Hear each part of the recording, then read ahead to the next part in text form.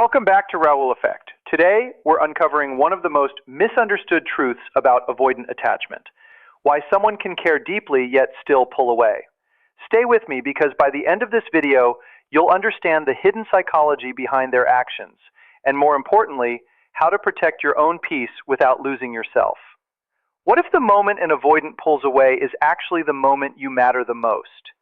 It sounds contradictory, but for many avoidant people, closeness doesn't create comfort, it awakens fear. In this video, you'll discover why they retreat from the people they care about, what their silence really means, and how understanding this hidden pattern can completely change the way you see the relationship. Many people misunderstand avoidant individuals because they assume they experience relationships the same way everyone else does. The truth is, avoidants are not emotionally detached or incapable of deep feelings. In fact, they often experience emotions very intensely.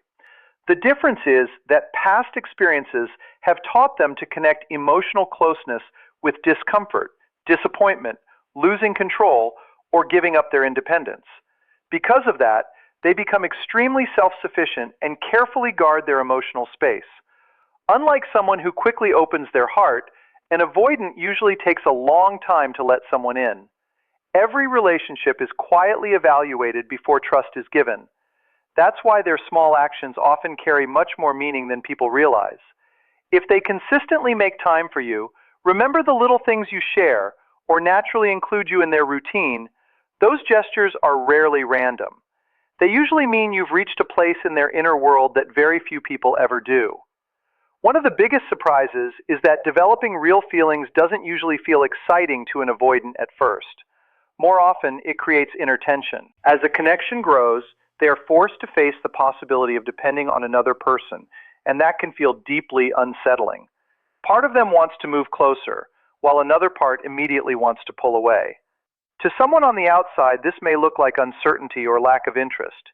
In reality, it often means the relationship matters enough to trigger old protective patterns. For many avoidants, depending on someone feels risky because trust may have once led to hurt, disappointment, or emotional loss. That is why love can feel more threatening than comforting. Yet even while struggling with those fears, they continue showing up, staying connected, and finding their way back. Those actions speak louder than perfect consistency ever could. When an avoidant truly feels nothing, they usually leave without much conflict. The hesitation, mixed signals, and emotional back and forth often appear only when the connection has become meaningful enough to activate their deepest defenses. Distance followed by closeness is not always proof that they don't care. Sometimes it reflects the battle between wanting intimacy and protecting themselves. People rarely resist what means nothing. They usually struggle most with what has the power to change them. Many people unintentionally make this dynamic worse by responding to caution with pressure. They believe they must prove their value, give more attention, or push for faster closeness. But avoidants are rarely moved by intensity. They respond far better to calm consistency, patience, emotional stability, and relationships that feel safe without demanding immediate vulnerability. If an avoidant repeatedly returns, continues investing time, and quietly wrestles with their own emotions, it often means you've become genuinely important. That doesn't promise an easy relationship, but it does suggest the bond carries real significance. One of the hardest moments comes when closeness is suddenly followed by distance. It's easy to assume you've been rejected or made a mistake, yet many times the withdrawal has little to do with the other person. Instead, it's an attempt to manage emotional overload. Since independence is closely tied to their sense of safety, growing intimacy can trigger their nervous system to see closeness as a threat, even when the relationship itself is healthy. This creates a confusing pattern. The deeper the emotional connection becomes, the stronger the urge to temporarily create space can be. That's why withdrawal often happens after meaningful conversations, vulnerable moments, or periods when everything seems to be going well. It looks contradictory from the outside, but internally it often feels necessary to regain balance. At the center of this cycle is the fear of becoming dependent. Needing someone creates vulnerability. Vulnerability brings uncertainty, and uncertainty feels unsafe for someone whose survival once depended on staying emotionally self-reliant. Pulling back becomes a way of reminding themselves they haven't completely lost control. Understanding this changes everything. Distance is often a coping strategy rather than a form of rejection. Unfortunately, many people react by chasing reassurance, demanding answers, or increasing emotional pressure. Those responses usually strengthen the avoidance fear that closeness will become overwhelming. What helps instead is offering space without disappearing, patience without resentment, and steady presence without pursuit. That combination quietly communicates that love doesn't require sacrificing freedom. Not everyone experiences love as immediate comfort. For some people, intimacy awakens fear before it brings peace. Healing isn't always a straight path forward. Sometimes it includes stepping back before moving closer again.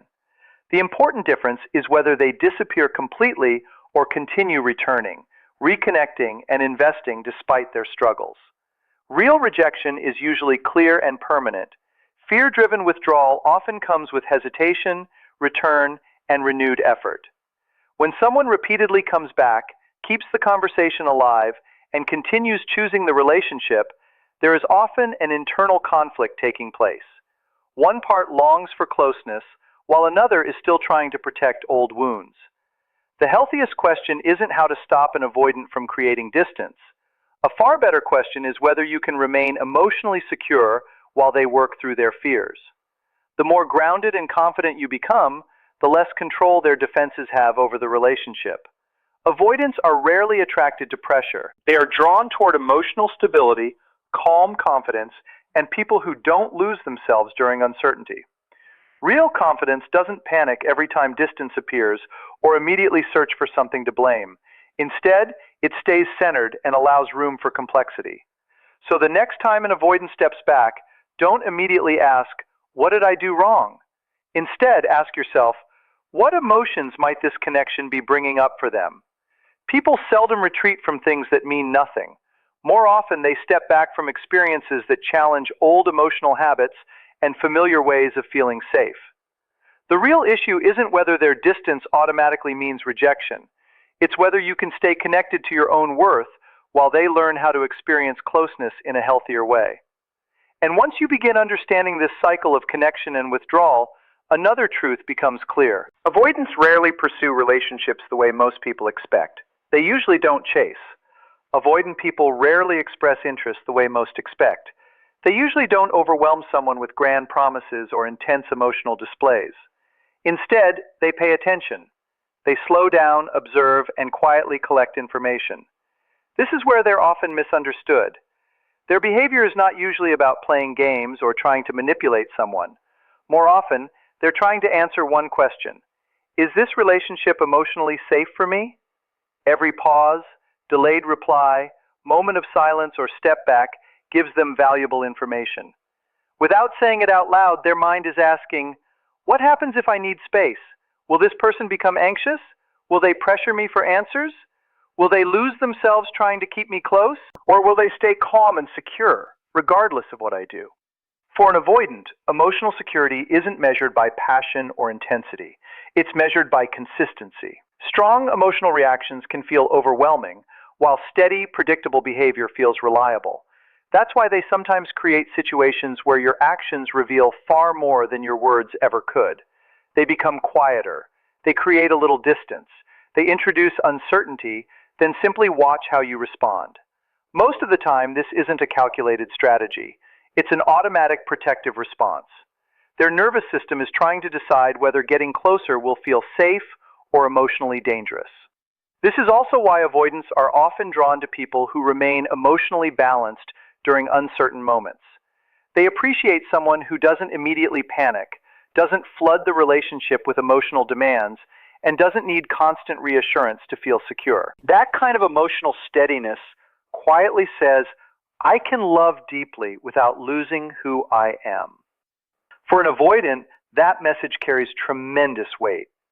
At its core, this comes down to autonomy. Many avoidants learned early in life that depending on others could lead to pain, so independence became part of their identity. When they meet someone who is emotionally grounded and self-assured, it doesn't feel threatening.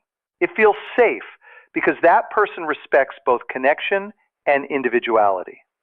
Here's the irony many people miss. The more an avoidant cares, the more closely they observe. If someone means very little to them, there's no reason to evaluate, hesitate, or return. They simply move on. Care creates caution. That's why they may disappear for a while before reconnecting. Communication may slow down before becoming stronger again. They can seem distant while still paying close attention to your presence. They're often not watching to see if you'll chase them. They're watching to see whether you'll stay true to yourself. Unfortunately, many people unknowingly fail this challenge. They respond to distance by giving more than they should. They abandon their own boundaries, overextend themselves, and sacrifice their own emotional well-being, hoping to restore closeness. From an avoidance perspective, however, that behavior often feels overwhelming rather than comforting. Trust grows through self-respect, emotional stability, and quiet confidence. The healthiest message you can send isn't, "I need you to choose me." It's, "I value this relationship, but my self-worth doesn't depend on it." That kind of security directly speaks to one of an avoidant's deepest fears. Psychologically, avoidants often feel safest with people who offer warmth without becoming emotionally dependent, support without control, and closeness without pressure. As that kind of relationship develops, something gradually shifts. The need to constantly evaluate begins to fade. The periods of withdrawal often become shorter, and reconnecting starts to feel more natural. Still, an important distinction needs to be made. Being observed isn't the same as being chosen. Passing these unspoken tests doesn't automatically mean someone is ready for commitment. It may show curiosity, emotional significance, or growing trust, but readiness requires something more. Emotional maturity eventually means moving beyond observation into genuine participation. Distance has to give way to clarity. Uncertainty must become honesty, and both people have to invest equally. The goal isn't to spend years proving you're safe. The goal is creating mutual trust, mutual effort, and mutual commitment. Most importantly, never abandon yourself in an attempt to calm someone else's fears. The moment you ignore your own needs just to gain acceptance, you failed the one relationship that matters most, the one with yourself. Avoidants don't truly admire self-sacrifice that comes from insecurity. They respect authenticity, integrity, emotional strength, and people who remain connected to themselves no matter what's happening around them. So when an avoidant seems to observe more than pursue or evaluate more than express, remember what may be happening beneath the surface. They're trying to discover whether intimacy will cost them the freedom they've relied on for so long. The strongest response isn't chasing, convincing, or performing. It's simply showing up with quiet confidence and genuine self-worth. Ironically, when you stop trying to pass someone else's test and start living from your own values, you naturally become more attractive. At that point, an even deeper truth begins to appear. When an avoidant repeatedly pulls away, returns, watches from a distance, and struggles with conflicting emotions, the issue is often much bigger than the relationship itself. It's about identity. When you become truly important to an avoidant, you're not just offering love, you're challenging the story they've built about themselves. Many avoidants aren't only avoiding other people, they're avoiding vulnerable parts of themselves that once felt unsafe. Their independence, emotional distance, and self-reliance aren't simply habits, they became survival strategies. Over time, those strategies turned into beliefs. I don't need anyone. I'm better on my own. I don't get attached. Then someone enters their life who quietly changes that story. Not through pressure or force, but simply through consistent presence. You don't demand closeness, yet somehow your presence matters. That creates tension, because your existence challenges beliefs they've depended on for years. If being close to you feels safe, fulfilling, and real, then the old identity begins to crack. And that's where the real conflict begins. Love isn't the problem, change is. Letting someone in requires questioning long-held beliefs about trust, vulnerability, and dependence. It means loosening defenses that once provided protection. Even when those defenses are no longer necessary, giving them up can feel frightening. Growth often feels like losing a familiar version of yourself before discovering a healthier one. People naturally grieve old identities, even unhealthy ones. Avoidants experience this too. The emotionally distant version of themselves once kept them safe. So when you represent the possibility of genuine connection without losing independence, you also represent the end of an identity they've known for years. And even positive endings can be difficult to accept. That's why they often seem deeply conflicted around the people who matter most. One part of them wants to move closer, while another is still afraid to let go of who they've always believed they had to be. A part of an avoidant wants connection, while another part wants to protect the life that has always felt safe. That inner conflict is why they may hesitate, slow things down, or create distance. It isn't always about you. Often, it's because real emotional change feels unfamiliar. Ironically, the healthier and more emotionally secure you are, the more you challenge the beliefs they've built over the years. Your presence shows that love doesn't have to take away freedom, vulnerability doesn't always lead to pain, and closeness doesn't have to become control. Because of that, they may admire you while also resisting the relationship. They recognize your value, but moving closer means questioning old survival patterns. Their heart may pull them toward you, while their protective instincts tell them to step back. That battle can only be resolved through their own growth. Many people make the mistake of shrinking themselves to make an avoidant more comfortable. They stop expressing their needs, hide parts of who they are, and become less authentic. But that's not love. It's self-betrayal. Your job isn't to make yourself easier to accept. It's to stay true to yourself and let the other person decide whether they're willing to grow beside you. If they choose what feels familiar instead of what helps them heal, that reflects their journey, not your worth. Avoidants also tend to show love differently. Words may feel risky, so they often express care through actions. They remember small details, offer practical support, respect your boundaries, and consistently show up when it matters. Many learned early that being useful felt safer than being emotionally open, so reliability became their love language. Still, understanding this doesn't mean ignoring your own needs. Healthy love keeps moving forward. As trust grows, emotional openness usually grows with it. But if the relationship remains stuck in endless uncertainty, understanding alone isn't enough. Avoidants are often drawn to people who are calm, emotionally grounded, and secure within themselves. The moment you begin depending on them to feel whole, they may experience that dependence as pressure. Constant reassurance, overgiving, or silently accepting unmet needs rarely creates closeness. It usually creates more distance. Keep your self-respect at the center of everything. You can love someone while still honoring your own boundaries. Speak honestly, allow healthy space, and never confuse patience with abandoning yourself. The greatest shift happens when you stop chasing certainty from them and begin finding it within yourself. Your value has never depended on whether someone is ready for love. Their healing belongs to them. Either they grow and meet you with openness, or they reveal the limits of what they can offer today. Both outcomes give you clarity. In the end, the real lesson isn't only understanding the avoidant. It's refusing to lose yourself in the process. Real love should never require you to silence your needs, dim your light, or wait forever. The right relationship is built on mutual respect, emotional safety, freedom, and two people choosing each other while remaining fully themselves. The greatest lesson isn't just understanding the avoidant mind. It's understanding your own value. You cannot heal someone by abandoning yourself, and real love should never require you to sacrifice your peace, your identity, or your self-respect. When you stay emotionally grounded, honor your boundaries, and let relationships grow through mutual effort instead of fear, the right outcome will always reveal itself. If this video gave you a new perspective, don't forget to like, subscribe to Raul Effect, and share your thoughts in the comments below.